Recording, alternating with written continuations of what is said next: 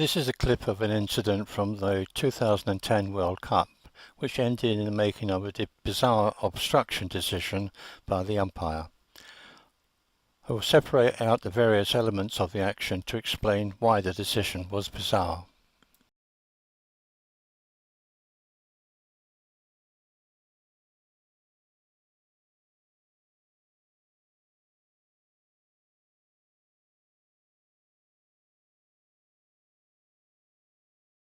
Having won the ball, the Netherlands player runs with it towards his own baseline and turns to face the Argentinian player he has just tackled.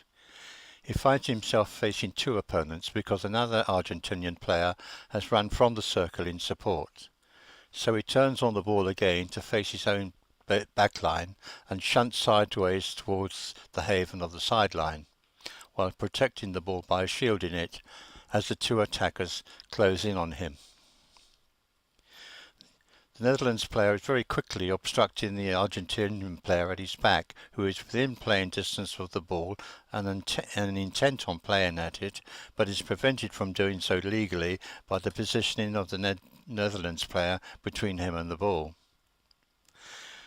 The body obstruction of the Netherlands player is deliberate, so a penalty corner could have been awarded. This might, however, in the circumstances be considered a correct but harsh decision. The supporting Argentinian attacker, the number 20, moves so that he can attempt a tackle from the Netherlands player's front.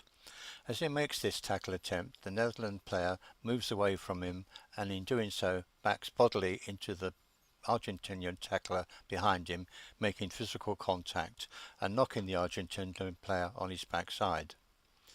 So in addition to illegal ball shielding to prevent a tackle attempt, there is now backing into and a physical contact offence by the Netherlands player. The Netherlands player cannot obstruct with his body the Argentinian number 20 because that player is not his own goal side of the Netherlands player or the ball.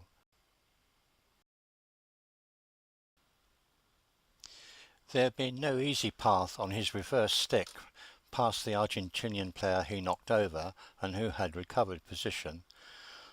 The Netherlands player decided to move towards and take on the Argentinian number 20.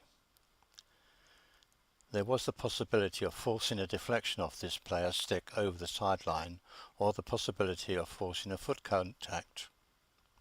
And although such forcing was an offence in 2010, it was rarely penalised, as umpires in general declared that it was too difficult to see intention to force contact, a criteria for the offence.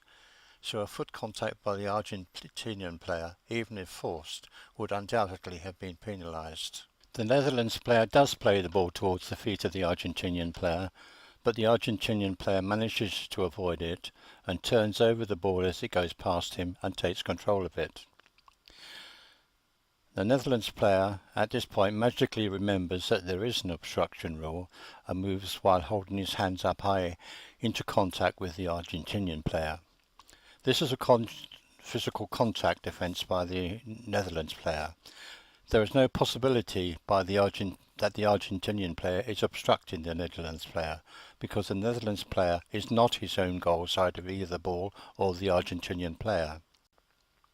Incidentally, even if the Argentinian player had been in an obstructing position, the Netherlands player was making no attempt to play at the ball with his stick, so could not be obstructed.